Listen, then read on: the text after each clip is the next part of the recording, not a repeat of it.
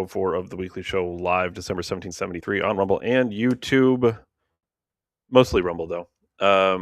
Get on the Rumble. What are you doing if you're even on YouTube? Rumble all around is just better. The app's better. You don't have to be. You should be premium, but you don't have to be premium to do things like shut off the video but still hear the audio, which for some reason on YouTube you have to pay for, which is craziness. That's one great thing about Rumble. For me, a great thing about Rumble is Rumble allows us to speak freely. YouTube has been on their best behavior as of late, but I assure you, once the midterms start heating up, all of a sudden we will be violating their terms and guidelines left and right, because that's just how it works. YouTube kind of lets us exist until it's inconvenient for us to exist. And I'm sure it's just, maybe that is just coincidental, as it may seem. Of course, all things are coincidental and nothing is conspiratorial, of course. On the show today, Ryan, first of all, Ryan will be joining us in a few minutes. But a couple things that I definitely want to talk about with Ryan. One being the DoorDash robot that is coming to take his side gig. The name is Dot. Dot, the DoorDash robot. Michelle Obama has a clip where she is, I don't want to say like taking issue with, but she's noting the fact, maybe surprisingly so, that she is backseat to her husband Barack Obama, which to me, just from the outside looking in, to me, it seems obvious that would be the case. But to her, it caught her off guard. The Clintons is the big news of the day. The Clintons, I was skeptical, and still a lot remains to be seen. But we were told when the Clintons missed their, congressional hearing that maybe they could do a contempt of Congress, and from there, who knows what could happen. I'm still not saying the Clintons are going to be arrested. That would be astonishing to me. But I will say they did come through and actually hold them to contempt of Congress. So that's they did raise the stakes a bit. I'm kind of surprised, because typically in this administration it's all talk, no action, to quote Trump. So I'm glad to see this has been the case. Trudeau is openly trying to gaslight people about COVID and where he stood during COVID. I don't think we should let these people get away with that, by the way. Spoiler alert. If you remember what I remember about the COVID timeline, the amount of people who got it wrong, the amount of people who tried to hold you solely accountable for the deaths of everybody around you. The mandatory vaccinating, which they say is not mandatory, but they kind of left you with no choice. The mandatory masks, the shutting down of the restaurants, and the laying off of the non-essential workers, and all these things. Like, we can't let these people memory hole it, get away from the fact of what they did during that timeline. We all remember it. Don't let them try to make us forget it. It is a little MK Ultra-ish, right? We talked about how the CIA was successfully erasing people's memories and installing new ones. We've mentioned that on the show before. And I feel like they try to do that in a soft way too, where they try to let something expire for a few years and then come back and try to tell you what happened years ago as if you weren't there. Don't let them get away with that. I normally don't care about pop culture stuff, and I still really don't. But this is, I think, bigger than pop culture. There's a photo that I saw circulating on X, and it's Meghan Trainor, who's like a singer, I think. But she's holding her newborn baby. And I think the bigger picture, we'll go over it, but there's a bigger picture there. Steak and Shake is offering, they're offering a bonus structure because recently they started taking Bitcoin as payment. And I guess now they're going to be, offering bonuses to all of their employees based on the Bitcoin payments, which is it's interesting. That means to me that obviously it's working. Bitcoin is clearly growing. It's not going away. I highly recommend that everyone does some form of investing in cryptocurrencies. Don't go crazy. Don't buy tons of meme coins and shit and just hope you get lucky. I think if you could get lucky, but at that point you're gambling.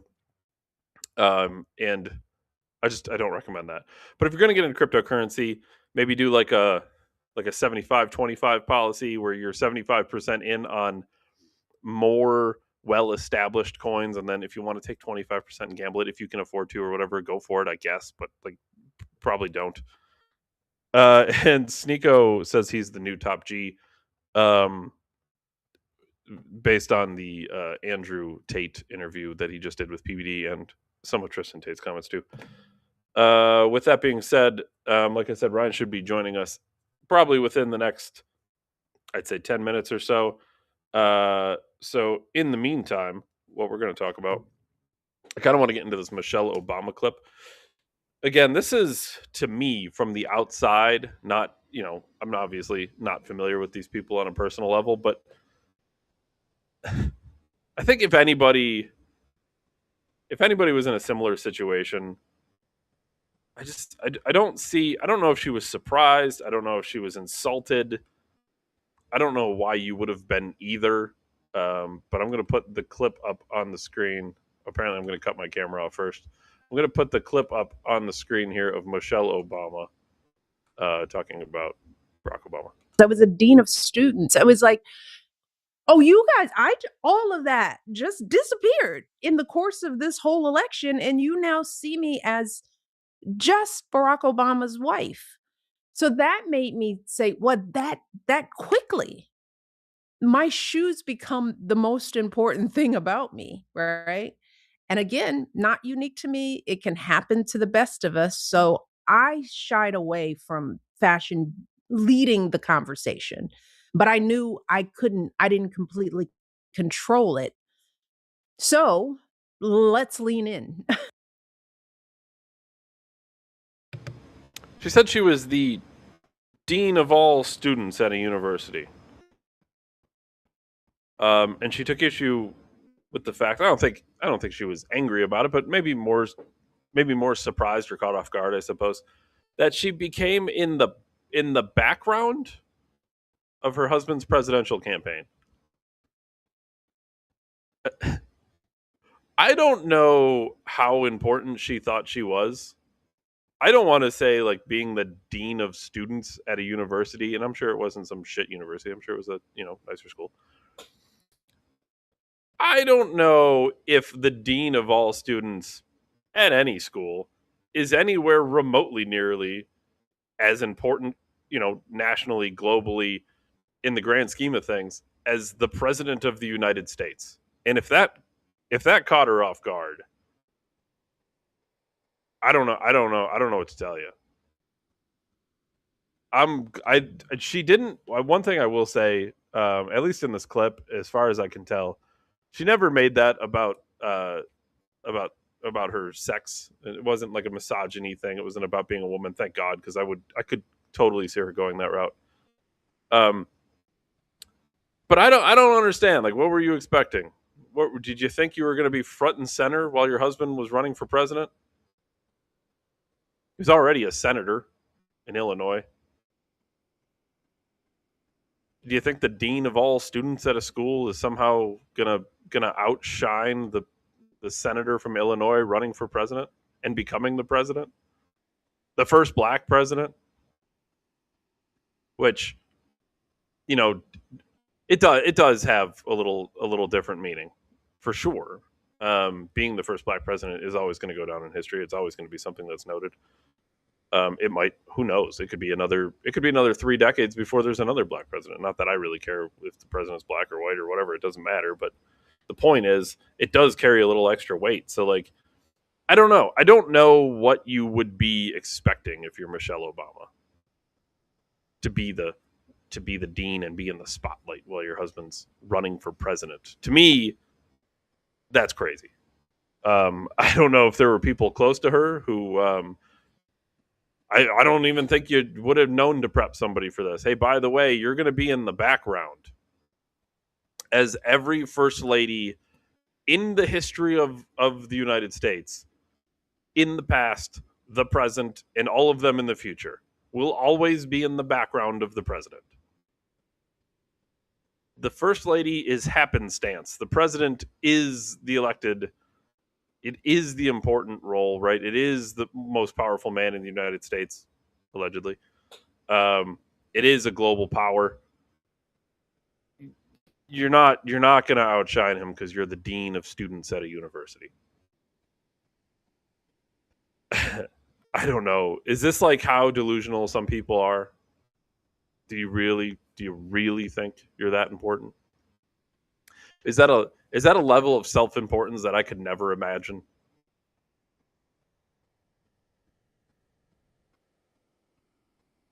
I don't know. I saw that clip and I couldn't. Maybe I can't even put it into words how fucking shocked I was that she was caught off guard. I just the president of the United States of America, the most powerful country in the history of the world, the leader of that country is always going to be. That is exactly what she said. What do you mean get a rope? That by exactly what she said. I'm taking what she said wrong. What did she say? I would love to hear your take on what she said because I'm quite frankly quoting her.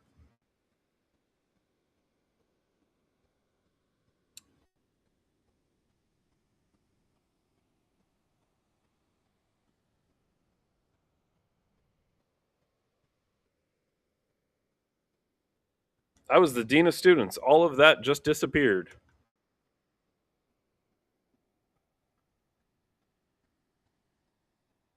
It disappeared in the course of the election, and you all now see me as just Barack Obama's wife. That's the literal quote. I don't know what you think I got wrong there. I just played the clip. Everyone saw it. I don't know why you would think anybody would disagree with that. But sure.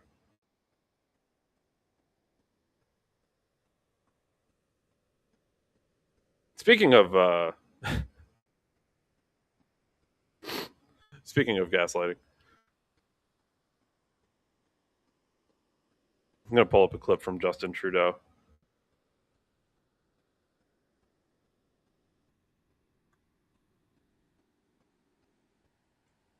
Does everyone remember Justin Trudeau? I don't miss him. I don't really care what Canada has going on, but he was just so obnoxious. Here's Justin Trudeau rewriting history. Through the greatest public health crisis that we've faced in 100 years in this country, since the Spanish flu, my responsibility was to keep as many Canadians alive as possible. And all of the scientists and the medical experts and the researchers, not just in Canada, but around the world, understood that vaccination was going to be the way through this. And therefore, while not forcing anyone to get vaccinated, I chose to make sure that all the incentives and all the protections were there to encourage Canadians to get vaccinated. And that's exactly what they did. We got vaccinated to a higher level than just about any other of our peer countries. And that's why we had a less deadly pandemic than most other countries. Through I'm going to touch on get a rope one more time. I guess I should have said it. Touch on your comments one more time. And we'll get into this Justin Trudeau clip. But Get a rope says I'm lying to create a narrative. Okay. I don't even know how to respond to that. I played the clip for everybody. And then I quoted the clip to everybody. I don't understand however you take it, feel free. I don't know. Justin Trudeau. This is not a new thing that I've heard from politicians, global politicians. The COVID, I don't know, do you want to say narrative? The COVID narrative, I guess, that they've laid out, the vaccination narrative, right? So people like myself have come out and said that the elites, whoever, presidents, Congress, powerful people, forced people to get vaccinated. And they will come back and they'll say, no, we didn't mandate anyone got vaccinated. Now, this is like the tricky kind of language that everyone plays, because they can kind of weasel out of this, because from like a legal perspective, there was never a law that you had to get vaccinated, or like you lost your citizenship or anything, like, or you'd go to jail, right? Like, let's be clear, when we say that they forced you to get vaccinated, I don't mean to the literal sense where they would imprison you if you didn't. What I mean was, they kind of, by design, left you with no choice but to get vaccinated. Or as Trudeau put it, incentivize, right? In Canada, let's just say Canadian vaccine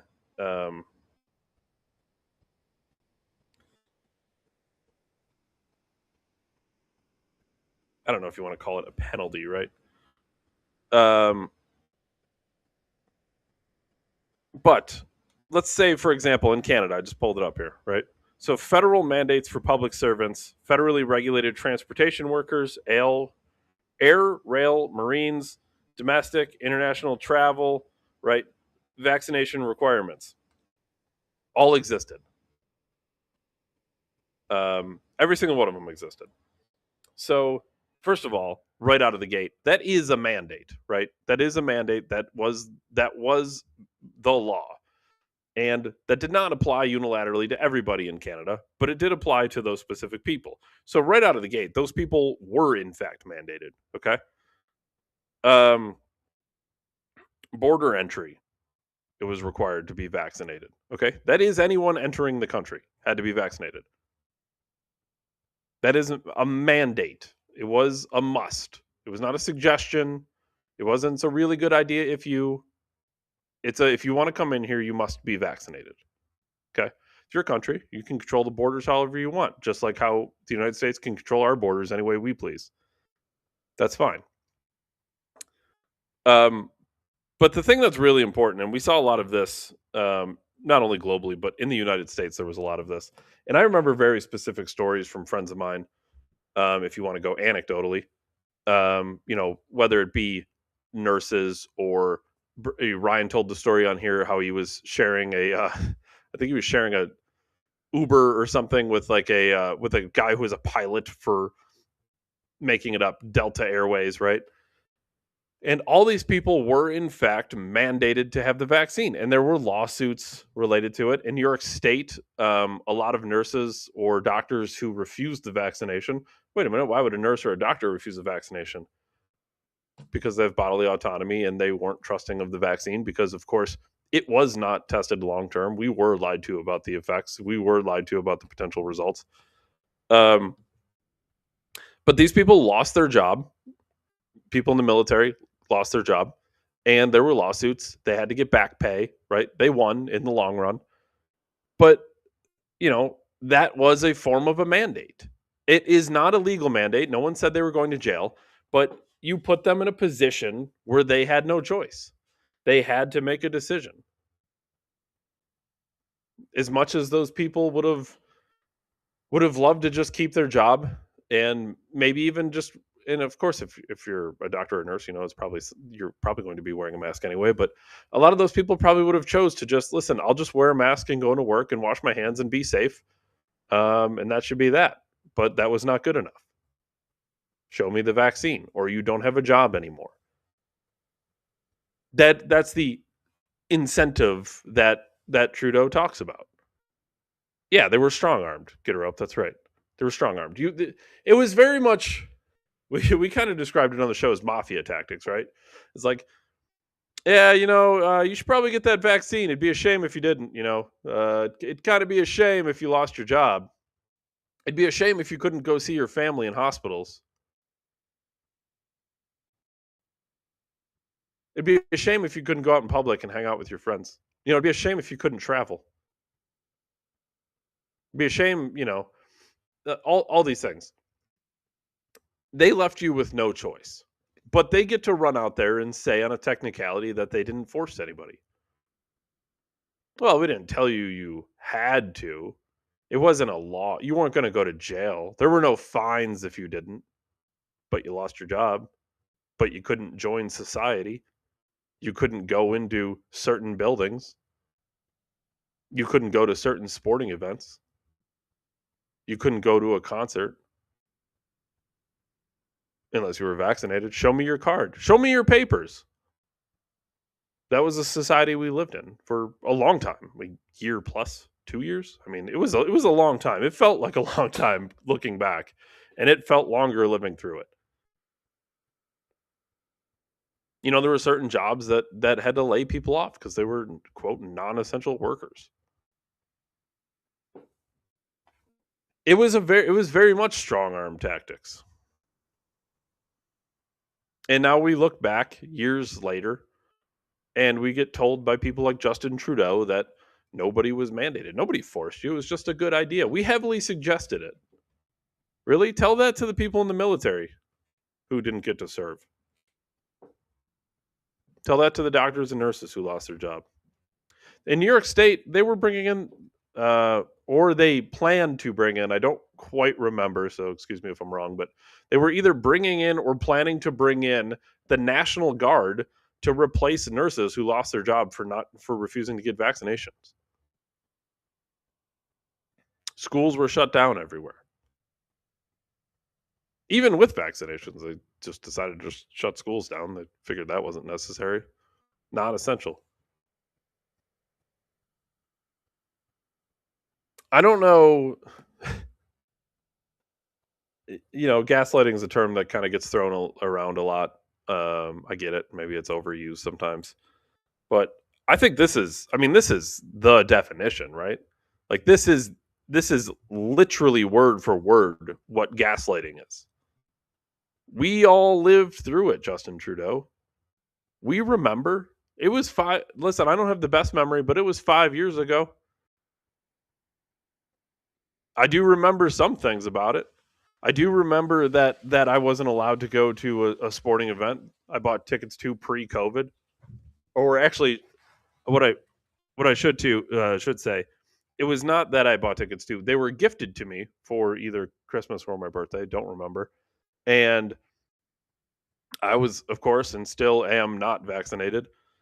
And the stadium in which the sporting event was held, you had to be vaccinated. You had to show your papers. They wouldn't let you in otherwise. And I was really left with no choice. Worse than that, and to this day, I will not buy anything on StubHub. Worse than that, I tried to refund the tickets because I wasn't going to get vaccinated. And I said, well, I can't use the tickets. And they said, well, that's not a good enough reason. And I said, well, what reason would be better? The tickets were gifted to me. I literally am not allowed to use them. I'm not choosing not to go. I'm not allowed to go. I'm not allowed in the arena currently because of my vaccination status. So I don't know what you expect from me. I don't know what you think I'm supposed to do here. I do know what they wanted me to get vaccinated, of course. The answer was go get vaccinated and show up to the sporting event. Wasn't forced. Didn't have to get it. And this was the reality for millions and millions of people. I have worse stories. I have way worse stories than that. The sporting event was, it angered me, and I like I said, I will never buy anything or let anybody buy anything off StubHub ever again in my house because I was royally pissed off. And maybe that's not fair to StubHub because I bet if she bought them off Ticketmaster, it would have been exactly the same story. But guess what? They were fortunate enough that that's not how it went down. But I have worse stories than that. And so it's another story that millions of Americans shared during COVID. When I was going through COVID with everyone else, of course, my grandfather who did pass was battling a form of leukemia. And we weren't even allowed hold on. Before I tell the story, let's welcome Ryan. Let's welcome Ryan onto the show. Ryan has joined us. Hello, Ryan. Oh, wait, I'm sorry I'm late, boys. No, Sorry, you're good. Chad, I'm late. Chat. 5 minutes for yourself. This must be eternity for you. I've done an hour before. It's a lot. I don't, Ryan. Ryan could probably do about a 10-hour show and not even think twice. But to Ryan's point, if I do about a half hour, I'm like, I've talked a lot. Ryan, we just played a clip from Justin Trudeau saying that no one forced you to get vaccinations. Which, of course, Ryan. They're doubling down on this still. Well, Ryan, of course, it is. I mean, they technically look. I can't be mad at them. They technically didn't force me per se.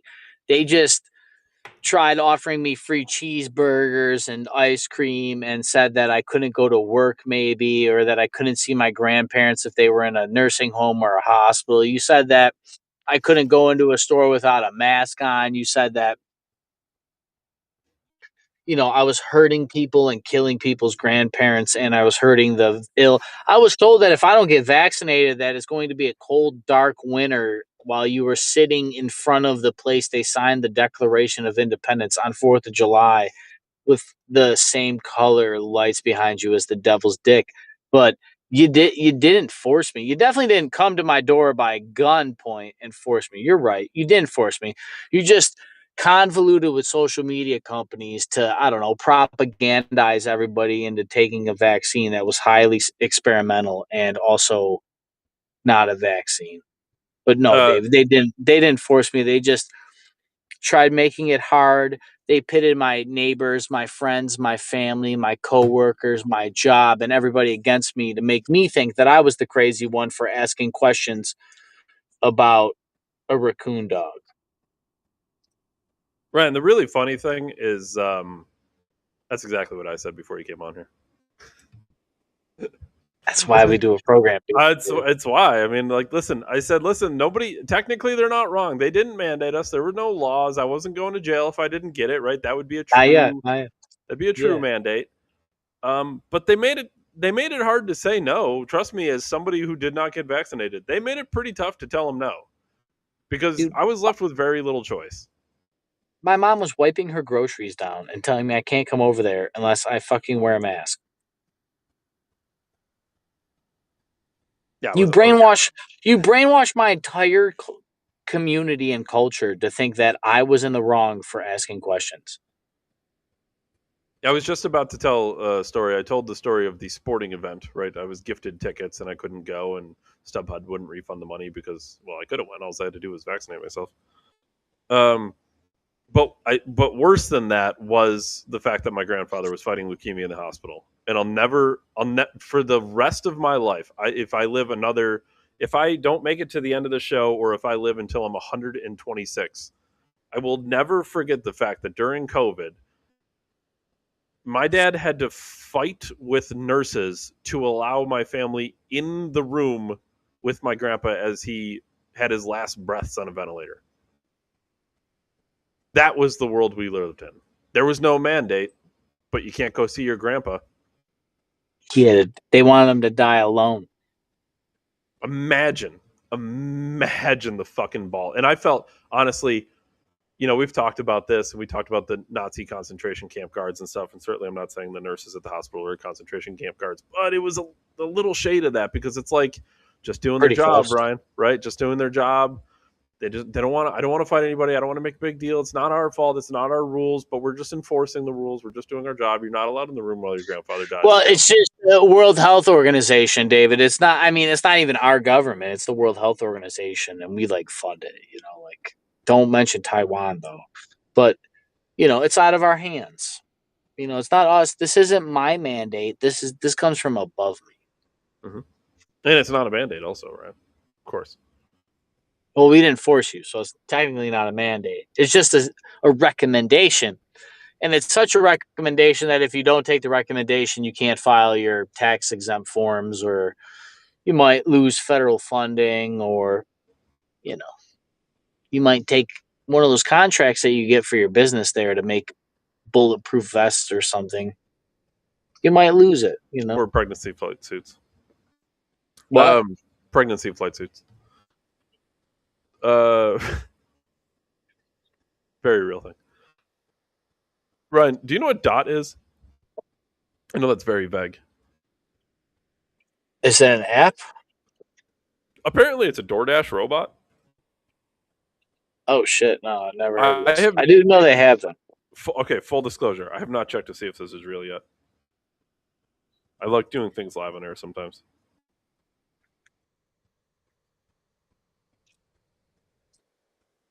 Yes, Dot, the DoorDash robot, is real. It's Dot's official autonomous delivery robot, unveiled in late September 2025 and developed in-house by their DoorDash Labs team. Dot is a compact, all-electric, bright red robot about 4 foot 6 inches tall, weighing 350 pounds. Wow, Dot needs to fucking go on a diet. Roughly 1/10 the size of a car. Designed specifically for local deliveries like food and small items, it can travel up to 20 miles an hour, carrying 30 pounds, enough for several pizza boxes, and navigate roads, bike lanes, sidewalks, parking lots, and driveways, making it more versatile than typical sidewalk-only bots. I bring this up because I saw a video of it randomly, and I thought, oh, that's weird. We really are living in the future, just for the record. Yeah, we're acting like we're not too, which is kind of weird. It is weird. Like we are noticeably living in the future. Like AI and automation, robots and stuff. Like we're everything that every science fiction movie ever predicted.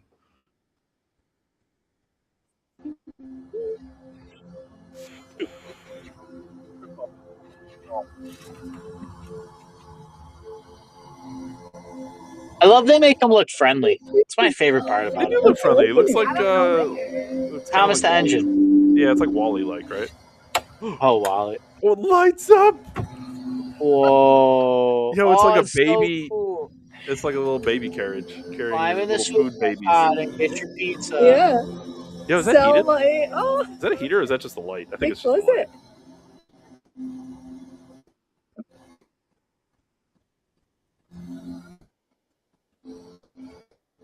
It's got that electric car hum too. Yo, it's kind of quick. The acceleration's pretty quick. It's fast. Did you see Yeah, that? hell yeah. Hell yeah! That's fucking crazy.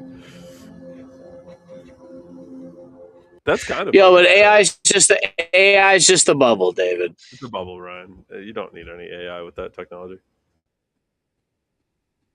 Just a bubble. AI is just a bubble, but Teslas get lower insurance rates because they have self-driving. Just a bubble, David. It's just a bubble. Ryan, they're coming for your side gig. I don't know if you still DoorDash, but you better get it in while you can. I will literally blow up those robots if they. Dot will be a 5-star certified. I'm 4.7. 4.7. It's going to be 5. 4.7. I'm a human and 4.7. I get there before Dot will. I will literally get there faster than Dot can. I literally am above. I'm ahead of my deliveries, Dave. Dot probably knows. Dot's we're about 5 years out from Dot having fucking helicopter blades. Could you imagine? Just hear like a fucking. You're like, what the fuck? It's just somebody's door. That's my pizza. What the fuck? We really do some crazy shit with technology. We either blow people up or find ways to deliver food to ourselves. Have you noticed that? Like, isn't that the craziest fucking use of technology? I either got to kill you halfway around the globe or get socks from China to my house as fast as possible.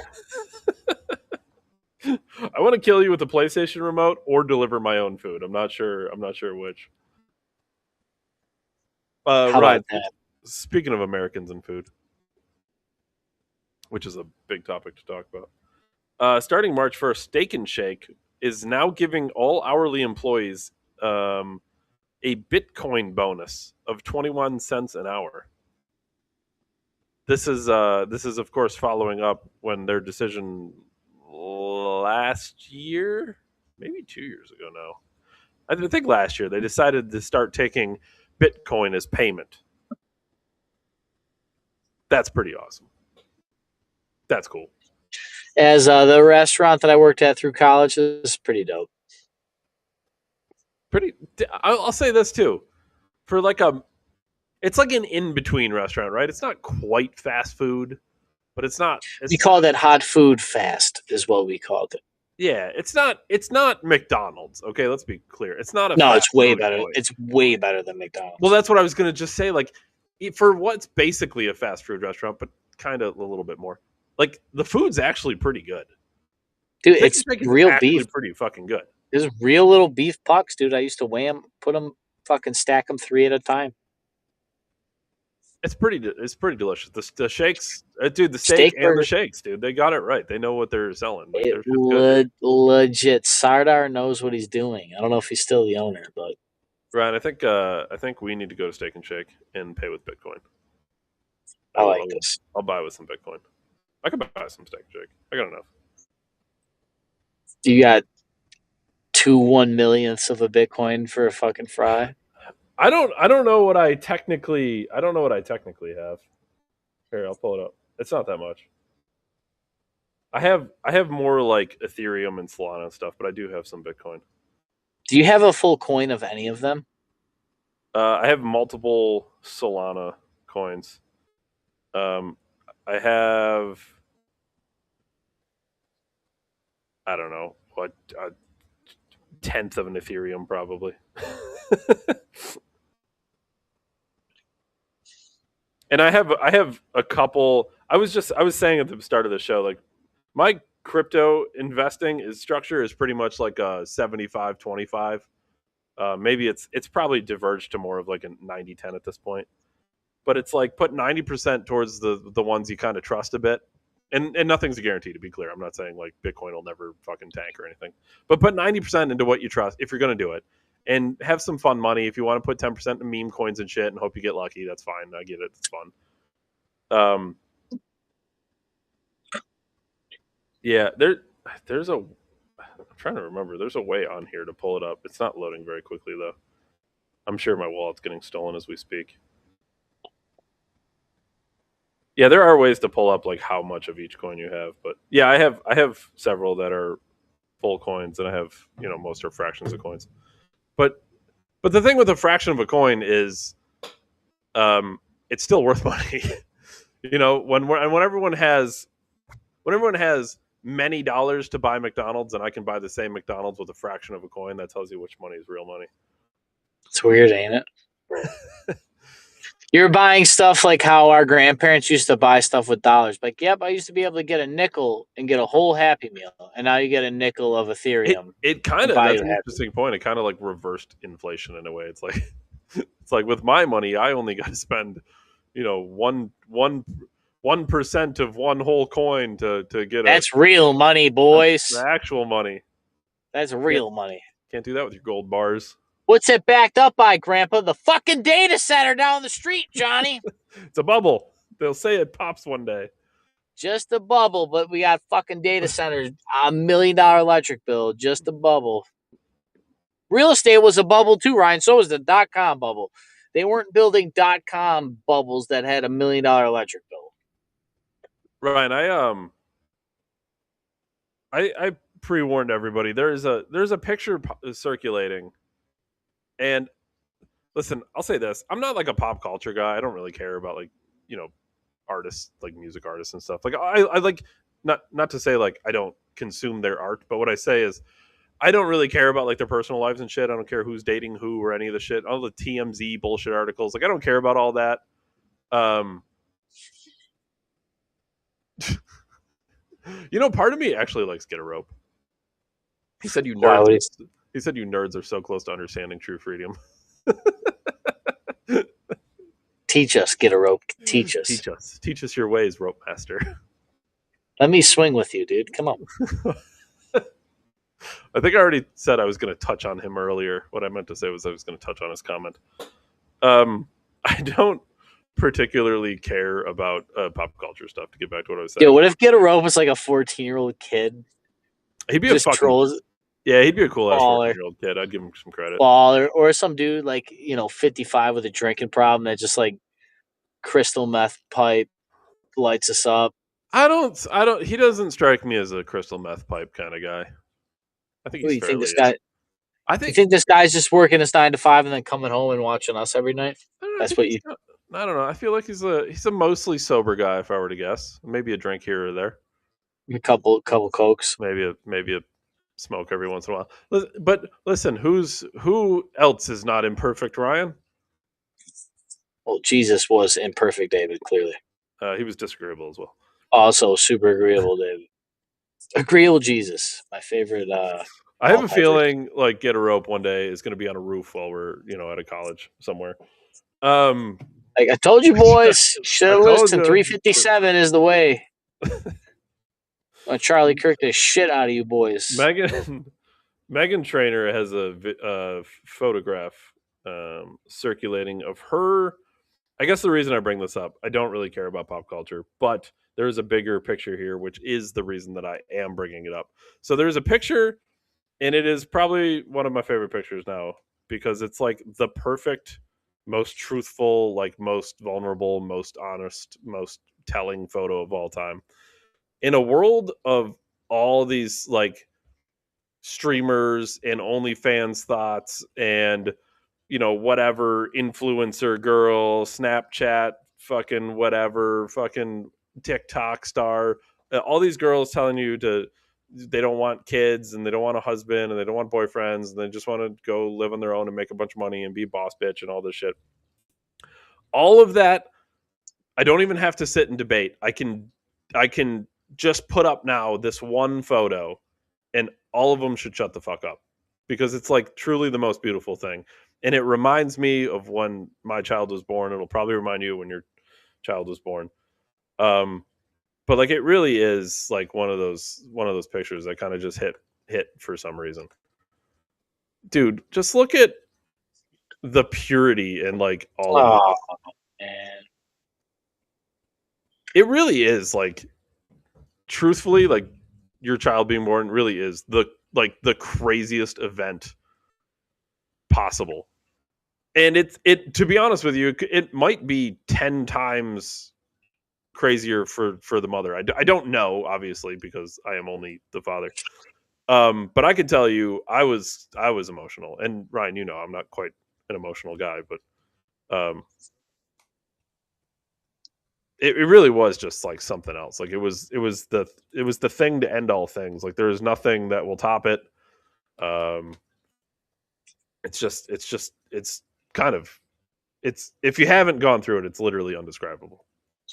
I think there's few things in life that change your capacity to feel the way that it does when you become a parent. I just heard Jim Carr. He was on Chris Williamson.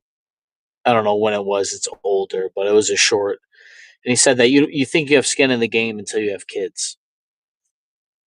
Because like he's like until I had kids, I realized that I was just living life on like with a cheat code on easy mode. You know, because when you die, you just die. But now when you die, there's a consequence. You gotta say goodbye. It's like fuck, dude. That's tight, but It's it's true. But yeah, that woman right there looks like she's ready overjoyed. and Yeah, just like, oh yeah, it's just like ready to just love this little thing. forever. It's crazy. Being a parent is crazy, man. It really My does. daughter's gonna be 10 this year, and I can't. It's crazy 10 years, dude. It's like where the hell did time go? But then I realize all those moments. I have all the photographs. I have all the good and bad.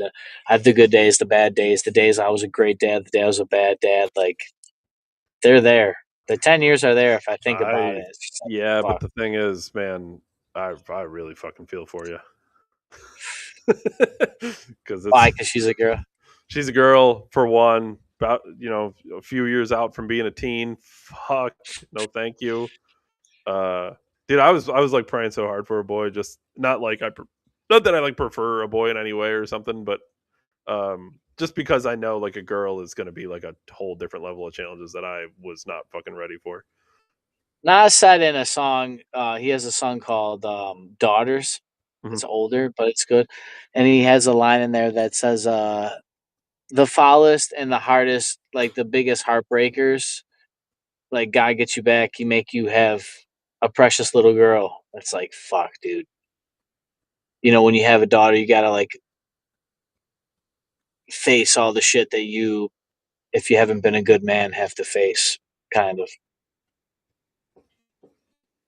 It definitely, like, dude, you definitely have to like be very strong with yourself as far as like being able to, I don't know, like accept your faults and try to move on past them. I don't know. I think girls test you different ways than boys. Boys, I think what I would imagine. I don't have a boy, obviously, but what I've learned from like my little brother, the things that my little brother has taught me is like managing my anger in ways that like, because you almost want to like just like whoop a boy into place. You know, like I always try to like love my daughter first, but like with my brother, I almost want to like, man, I just want to fucking slap your ass. You know, like, That's a very real feeling. you know, it's just like it'd be just, you know, I just fucking whop you one time and you listen.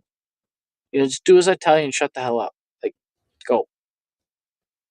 You know, but I know most people and kids don't work that way, especially like in my case, my daughter, I could never like spank my daughter into listening to me. No, the funny All thing it did is, was like double down and make her more resistant. sure. Well, the funny thing is, if I've told this story before.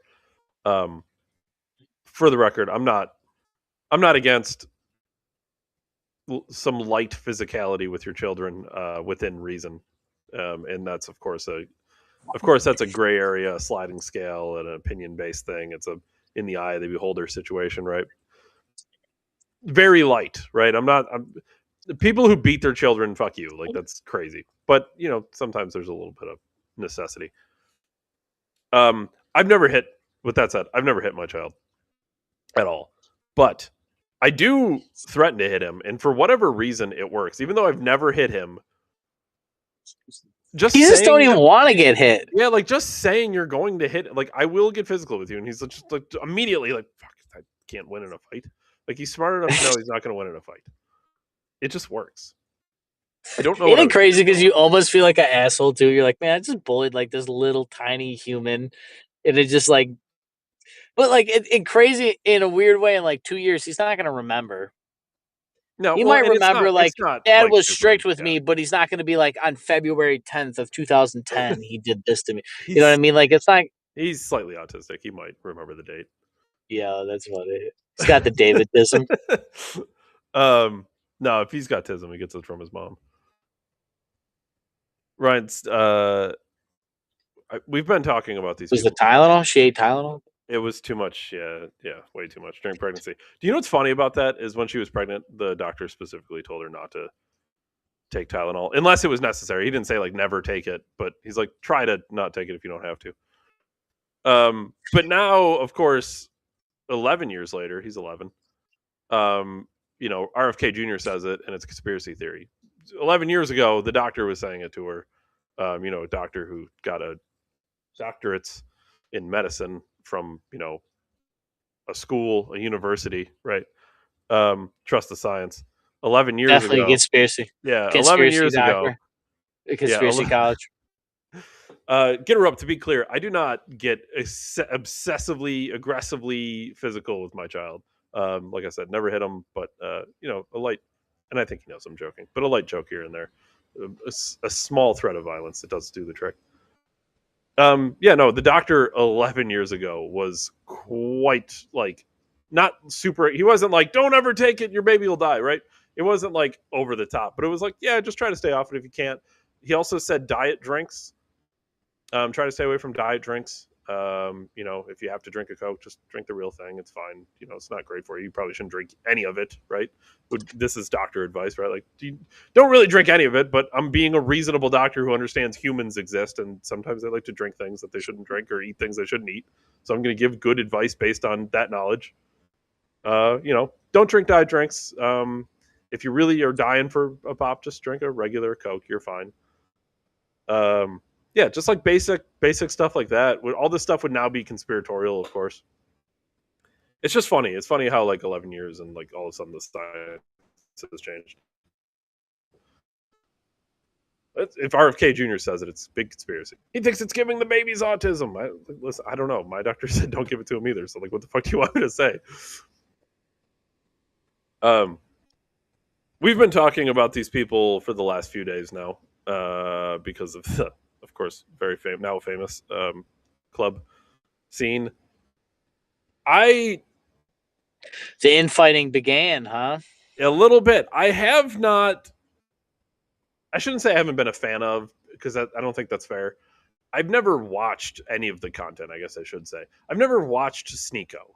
I don't watch his stuff. I've seen some of his clips. I usually scroll past them. Like, something about him, this isn't like a shot at him or anything. I don't care. Like, whatever. Just for whatever reason, I never watched his stuff. So I don't really know that much about him. I know he, like, exists in the space. He's big. Like, he's got a name for himself. Myron Gaines, I've seen some of his stuff. I think to be honest with you, he's kind of a rage baiter, a little bit of a troll guy. He's got some other stuff that I think he actually makes some good points from time to time. But again, I don't really consume his stuff all that much. Nick Fuentes, I don't really consume his stuff all that much, to be honest with you. If he's on like if he does an interview with a guy like when he did one with Tucker, when he did one with Dave Smith, and like, it's all right, I'll watch those. He did one with PBD, I watched. He's okay. Like, he's not my favorite. I think we all got issues. But the Tates we have followed pretty closely over the years. And again, I wouldn't say I'm like the world's biggest Andrew Tate fan, but I think he makes a lot of great points in a lot of different topics, I think. But Andrew Tate was brought onto PBD, and he was basically talked down to and scolded for being in a club while Heil Hitler by Ye played over the radio. And a lot of people have called out the Tates for how they have handled the situation, basically like pushing blame, saying, well, we had nothing to do with it. I'm not saying I condone it, but, I was there, and it's kind of what happened. And some people are saying they kind of pussied out. But I saw this like little clip that Sneeko had posted, and I did it again. I keep hitting the wrong button and cutting my camera off. I don't mean to do that. It's a producer error.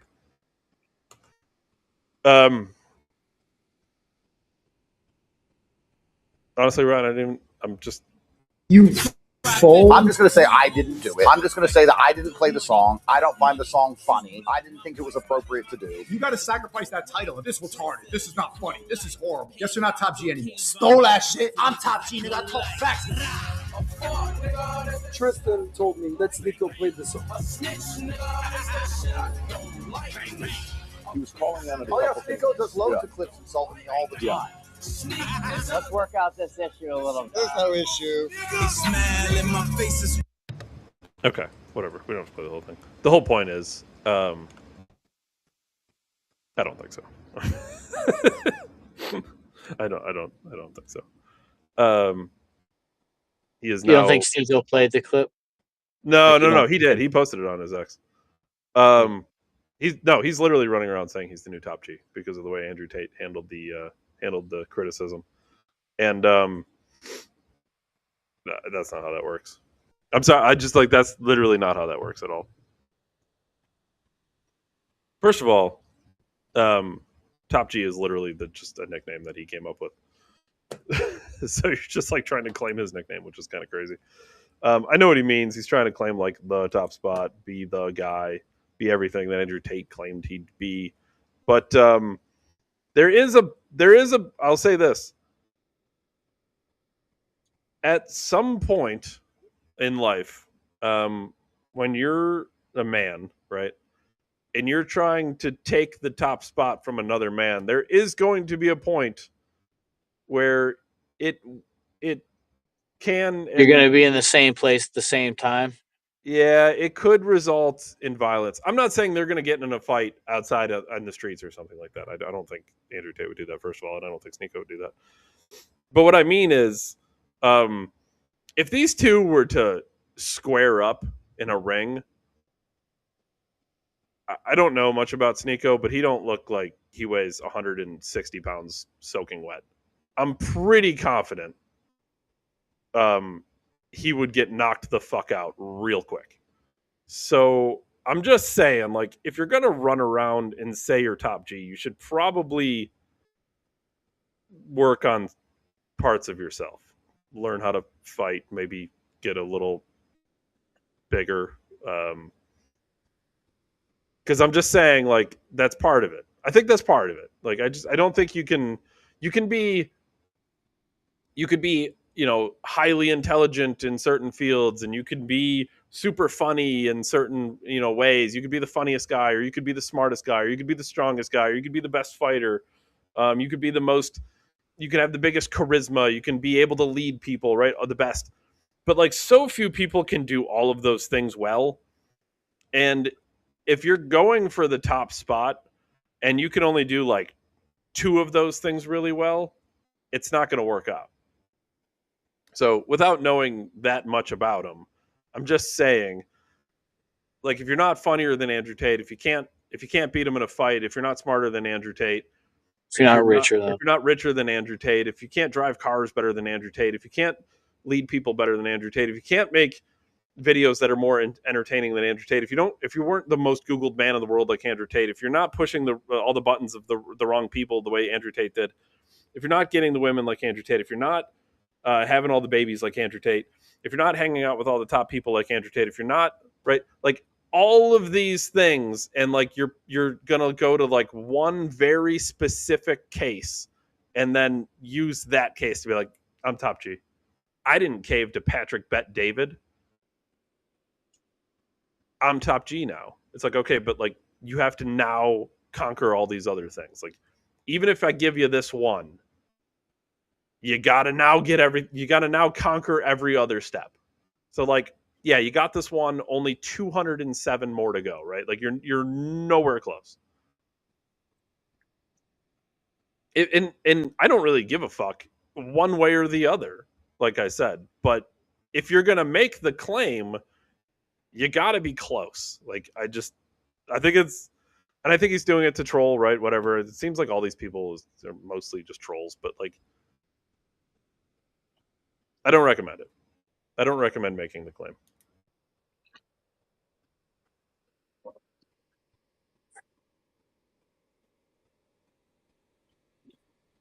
Ryan, one tiny thing, one tiny minuscule, super small last thing. I've been critical so far of the Trump administration because they don't seem to be, they talk a lot of talk, but they don't seem to really be putting a lot of the big names away. We talked about the arrests. They don't seem to be going for the Faucis of the world or the Clintons or the Epsteins, like, right? Anybody connected to the Epstein files. There's nobody tied to election fraud. They haven't put any of these people in jail. And then recently we had the story that we talked about where the Clintons were called upon by Congress for a congressional hearing, I believe in the House, over the Epstein files, and they just didn't show up. They just, well, we're not going. So, okay. And they said, well, we're going to hold you in contempt of Congress if you don't show up. Okay, I'm not showing up.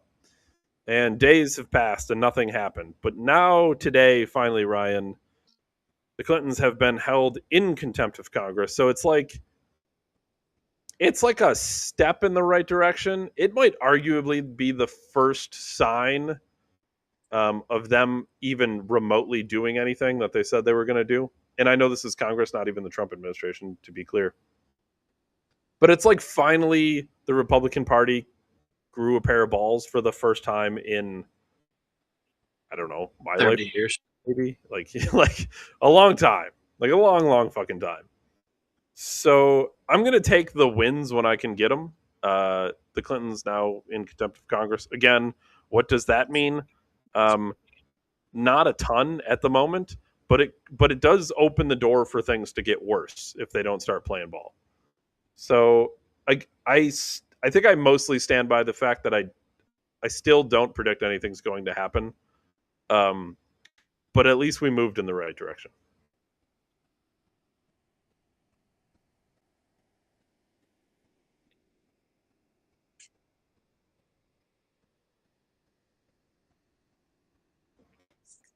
I don't know what your expectations are, but expect them to hang, David. Clearly, Well, that's a really high expectation. that's the expectation. Yeah, that's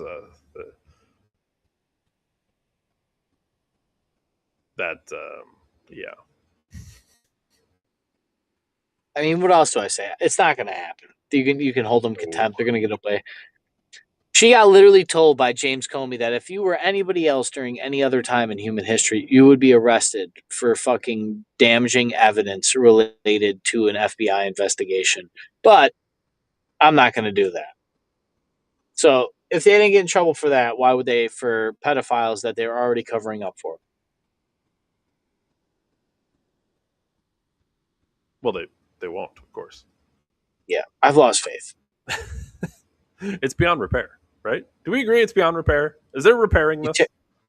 You tear them down and start over. You voting your way out of this? That's always the question. We need 550 whatever new representatives. We need new Supreme Court, new everything. Just get rid of everything. Studs. To the studs, Ryan. To the studs, dude. To the Fucking framework. rip this. Fuck the studs, dude. Crack the foundation. Go back Burn to the bitch to the ground. Yeah, burn We're it ripping down, out the dude. concrete. We're fucking filling it with dirt, and then we're starting over. If Trump can demolish 2/3 of the White House to build the fucking ballroom, I can tear the government down to the Constitution and Declaration of Independence. Dave Ryan, December 17th, 73. Catch us on Rumble for the only podcast left in human history. As always, David. I can't wait for YouTube to pull us for misinformation because you say that. But we are the only podcast left It's in human history. misinformation, Ryan. There's other podcasts. Fact check. They are, but they're not. They are not the standard for human experience, David. That's true. Yeah, we're almost at 100K. I appreciate you guys. Yeah, I'll see you guys when I see you. Love you long time. Thanks, everyone. Thanks, Ryan.